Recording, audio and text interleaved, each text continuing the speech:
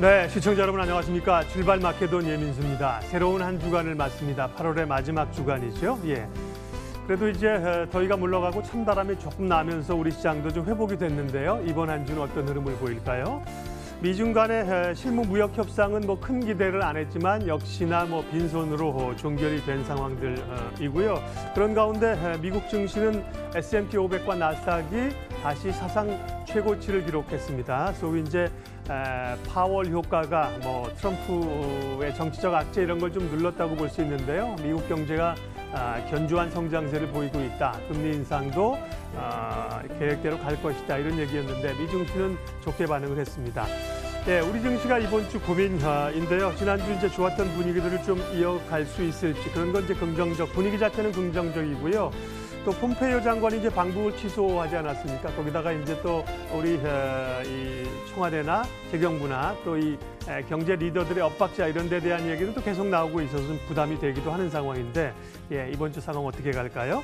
말씀드린 것처럼 다우 지수는 0.5%, 나스닥은 0.8% 오르면서 미증시 사상 최고치를 기록했는데요. 우리 한 주간 어떤 변화를 보일지 전략 어떻게 세워야 될지 출발 마케돈 1부 장효격의 마켓 시그널로 시작하겠습니다.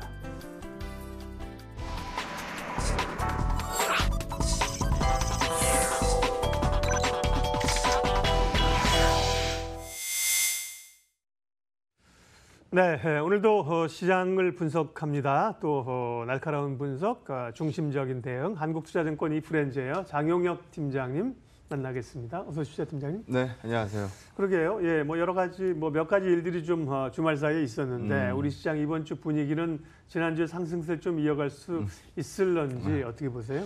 일단 요즘 시장, 지난주 시장만 뭐 되돌아보기 네. 본다라고 하면 더 이상 빠지진 않아요. 예, 뭐 그거는 확실해진 것 같아요. 예전처럼 뭐 삼성전자, 하이닉스가 뭐 쭉쭉 주도하면서 밀리는 시장 분위기 안 나옵니다. 지난주 봉으로 보면은 양봉 쓴 거니까 뭐 간만에 뭐 한때 계속 좀 피곤하게 놀았었던 증시라고 한다면 뭐 간만에 좀 빨간불 만들어내는 한 주였던 것 같아요. 근데 얼마나 만족하느냐? 얼마나 만족스러운 양봉이 나왔느냐라는 부분에 대해서 얘기하면은 이게 오르긴 올랐지만 성에 차지 않는 거죠. 왜냐하면 빠진 거에 비해서 오르는 게 워낙 작으니까. 요즘 뭐 종목장 중심으로 좀 매매 계속 하셨던 분들은 요즘 이런 말씀들 많이 하시더라고요. 뭐 항상 지금의 위기가 가장 큰 걸로 느껴지기 마련이긴 하겠습니다만 뭐 금융위기 때 위기는 위기도 아니다. 그때는 그냥 찔리고 나서 그 이후에 반등이라도 세게 나왔는데 지금은 그냥 뭐 반토막 이상 난 자리에서 이게 올라가질 않는다. 종목을 바꿔봤더니 이 엇박 타면서 뭐 시장에서 매매하기 진짜 어렵다. 뭐 이런 얘기들 많이 합니다. 그래서 우리 증시뿐만 이런 건 아니고요. 그러니까 미증시만 뭐 강서가 살아 있을 뿐이지 다른 증시 쪽에서는 여전히 좀 약한 상황입니다. 뭐 파월 얘기는 해야 되겠죠. 우리가 이미 지난주 방송에서 이미 많이 다뤘었던 내용인데요. 파월은 중립 이상의 이 시장의 호재를 안길 거다. 트럼프가 이 연준장을 이제 씹어서 그렇게 된 거 말고, 뭐 그게 플러스 영향을 준다라고 하면 또 땡큐고, 그래서 어차피 급하게 갑니다라는 부분을 발표할 자리가 아니기 때문에 뭐 발표된 내용 보면 일단 경제에 대한 자신감, 그리고 점진적 금리 인상, 그리고 물가에 대한 우려를 뭐 거의 하지 않는다 선으로 내려놓고 있는 상황이기 때문에 뭐 공격적으로 금리를 올려야 된다라는 필요성 부분에 대해서는 많이 걷어낸 것 같습니다. 뭐 당연히 달러가 약세로 나왔고요.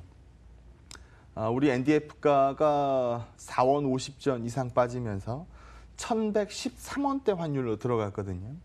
우리 장중에 야 저거 저러다 1140원도 찍겠다라고 얘기하던 그 환율 레벨에 비해서는 상당히 많이 안정됐어요.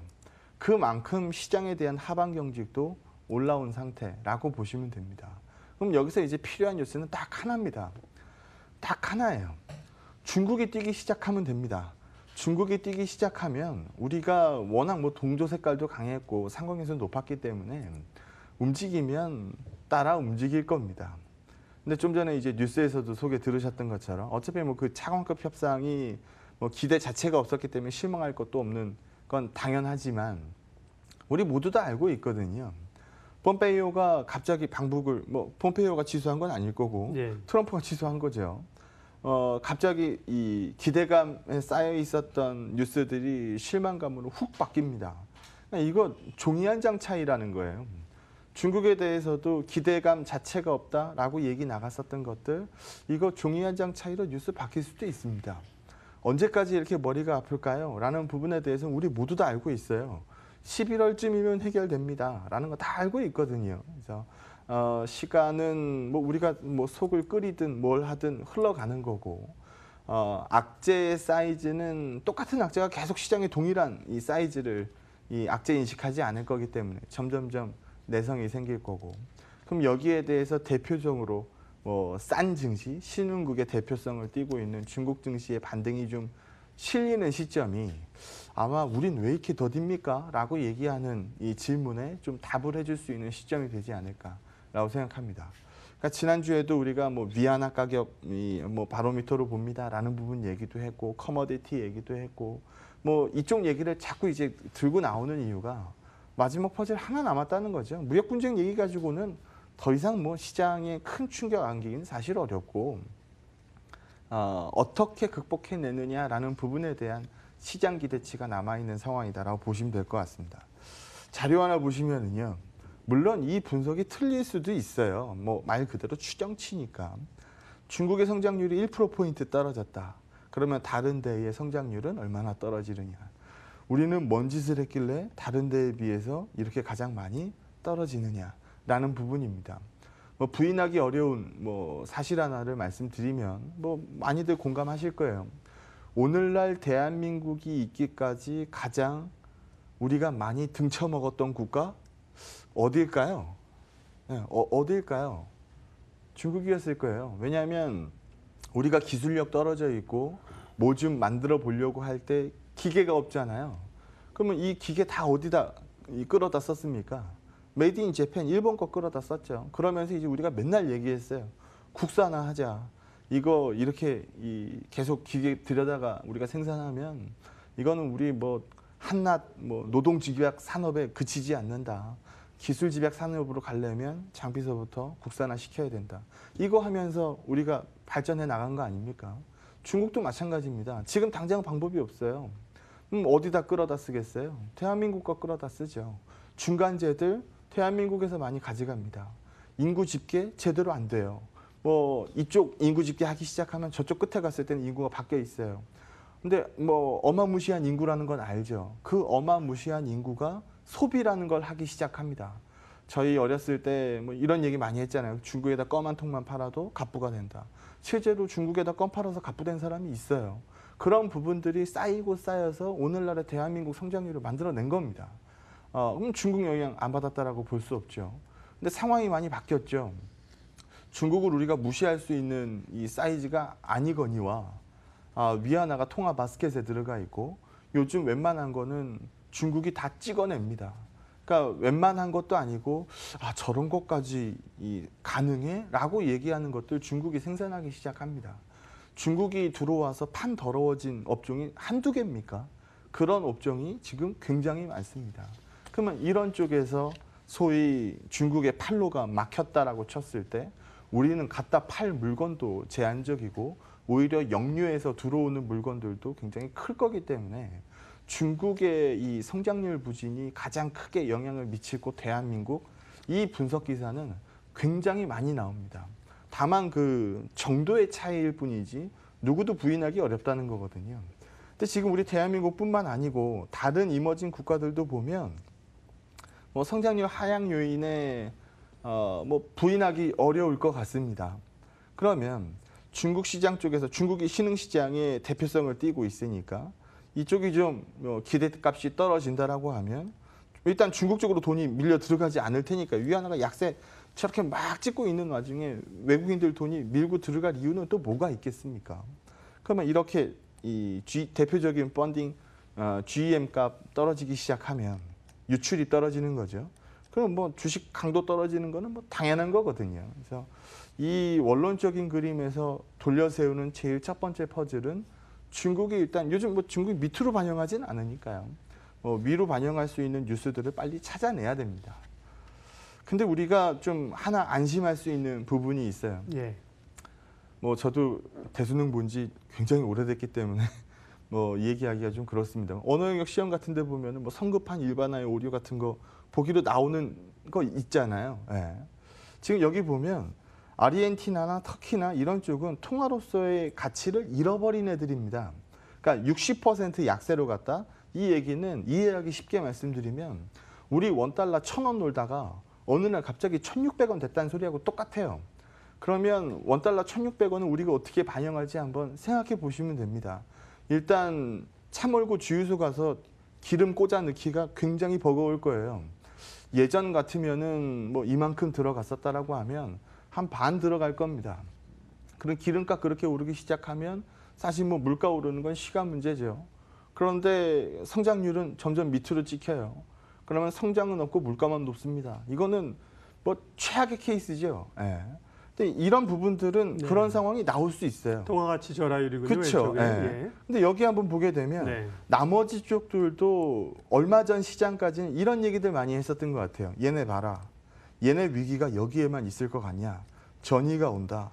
대한민국 여기서 굉장히 멀리 있음에도 불구하고 상황이 분명히 같지 않음을 알고 있으면서도 혹시나라는 얘기들을 가장 많이 했었던 게 터키 얘기 나왔었을 지난번 시장이었던 것 같습니다. LCD 데이터 얘기, BOE 데이터 나오고 반전 찍었던 것처럼 마지막 뉴스였을 가능성에 대해서 강조를 많이 드리고 있습니다만 시장에서는 그런 부분들을 일단은 반영을 했습니다. 일단은 반영을 하면서 부담 자체가 줄었고요. 여기서 소위 뭐 마른 장작처럼 불똥 튀면은 오를 수 있는 계기도 만들어 놓은 거고요. 근데 가만히 보면 이 문제가 만들어졌었던 첫 번째 시작은 여기입니다. 미국이 이 얘기를 하는 겁니다. 뭐 이 얘기는 뭐 주식하고 상관없을 수도 있는데 뭐 한번 들어보면 뭐 경제적인 측면에서 뭐 한번 들어볼 만한 얘기니까요. 미국이 적자를 보면 소위 아니 뭐 반대로 얘기하죠. 우리가 무역 수지에서 엄청난 적자를 봤다. 그러면 당장 우리 외환보유고에서 달러가 점점점 줍니다. 그렇죠. 예. 달러가 줄어서 우리가 단기 외채를 커버치지 못하는 경우 우리 경험이 있잖아요. 몸이 기억하잖아요. 그때 뭐 했어요? IMF 왔단 말이죠. 그래가지고 뭐 금 모으기 운동해가지고 뭐 금 팔아가지고 위기 터졌을 때 제일 많은 수출 품목이 금이었으니까요. 위기 초기에.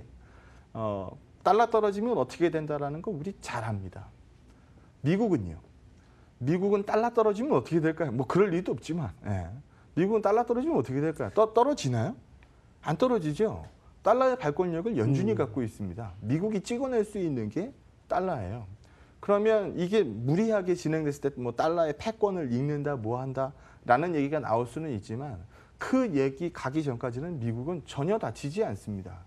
오히려 조금 뭐 시계를 좀 뒤로 돌리면 금융위기 딱 터졌을 때 초기 반응은 달러가 빠져야 되는 미국에서 문제가 생겼으니까 달러가 죽어야 되는데 달러가 오히려 튀어버리는 거죠.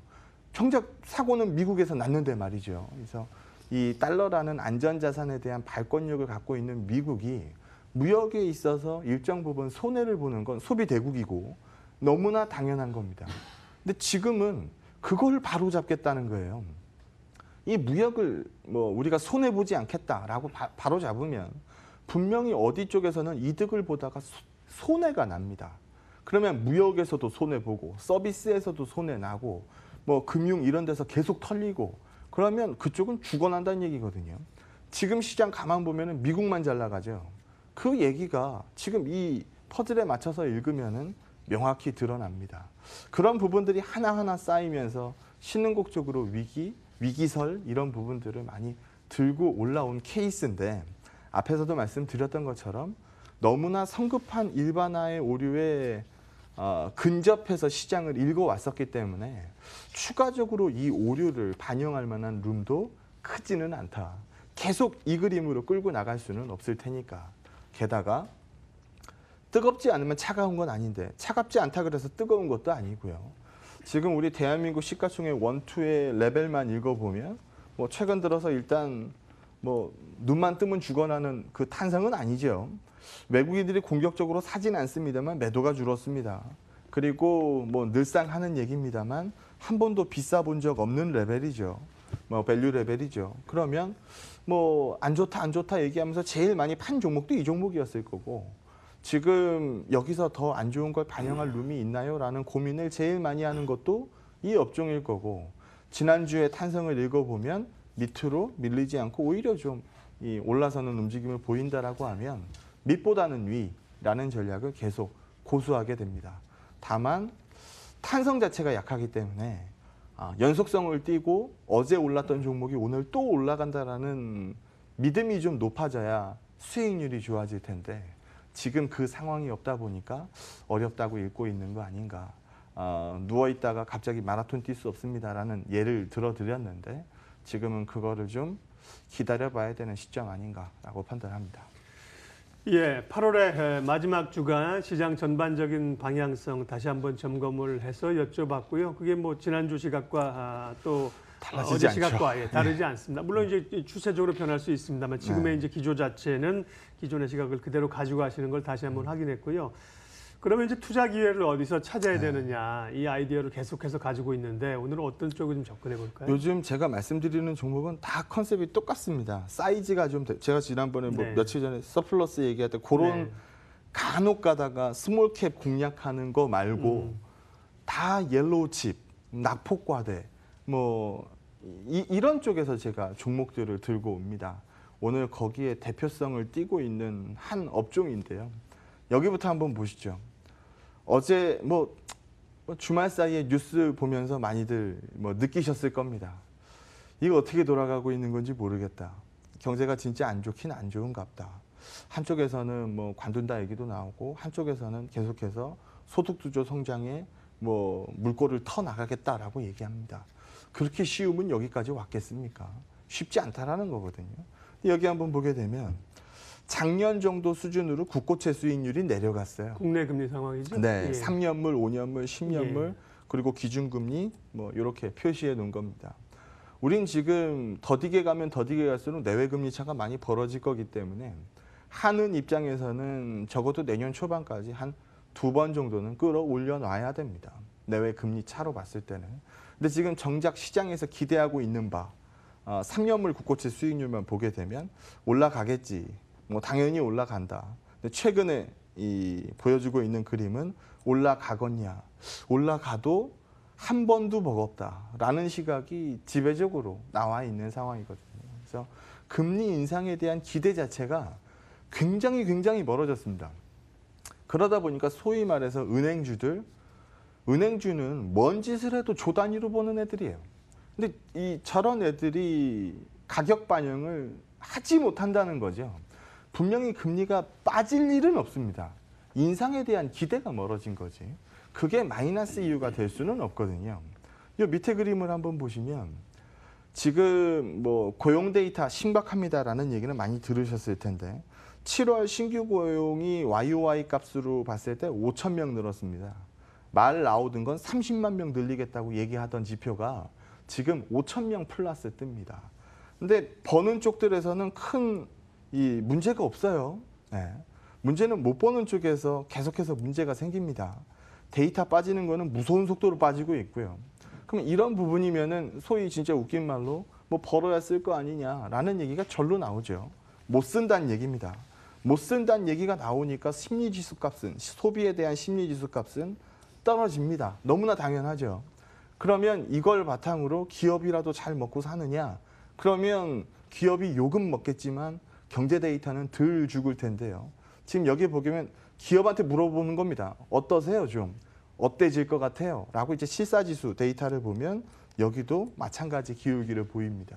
그러면 개인도 안 좋고 기업도 안 좋고 그럼 어느 쪽에서 들어 올리는 모멘텀이 나오냐는 거죠. 그래서 이 금리에 대한 기대값 자체가 굉장히 멀어졌고 틀린 얘기 같지 않아 보입니다.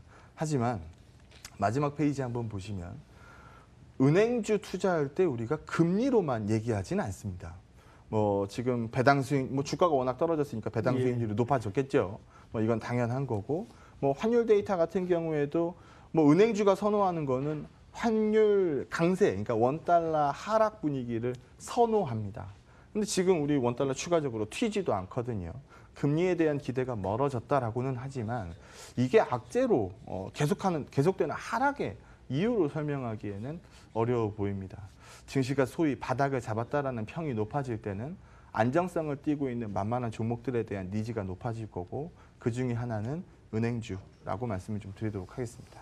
예, 지난주에도 이제 제가 좀 여쭤봤었던 네. 거라 오늘 추가적인 답을 해주시는 네. 걸로도 이해가 되는데요. 그러니까 은행들이 뭐 경기가 안 좋다고 하는데도 돈을 그렇게 막 긁어 모은다는데, 그쵸. 그런데 예. 은행주 주가는 못 오르니 그게 왜 그런지 궁금하다는 거였고. 지나고 네. 나서 보면은 아 그때였어라는 얘기들을 많이들 하는 그러니까 편입니다. 표면적으로 볼 때는 뭐 못 오르는 이유가 있겠죠. 그러니까 못 오르는 거죠. 맞아요. 근데 이제 그게 그럴 만한 요인들이 정말 충분히 있는 건지, 아니면 우리가 모를 또 요인들이 추가적으로 발견할 룸이 있는 건지, 이런 데 대한 고민들이 계속 되는 건데요. 예, 오늘 은행주 얘기도 잠깐 해주셨네요. 전략 정리하겠습니다. 갑자기 다음 주에 오겠다는 폼페이오가 안 온다라고 하니까 오늘 일정 섹터에서는 기대값이 아마 빠질 겁니다. 그럼 아마 더더욱이 이 색채는 강해질 텐데요. 안정성, 뭐 뛰고 있는 종목들이 일단 아웃퍼폼 뛸 가능성이 높고요. 낙폭과대, 옐로우칩, 뭐 블루칩 포함하고요. 뭐 안정성과 낙폭과대를 겸비한 종목들로 관심은 더 많이 모일 걸로 판단이 됩니다. 오늘 시장에서 한번 어느 쪽으로 움직이는지 한번 보도록 하겠습니다. 예, 월요일 마켓 시그널 한국투자증권 장용혁 팀장님 함께했습니다. 고맙습니다. 네, 고맙습니다.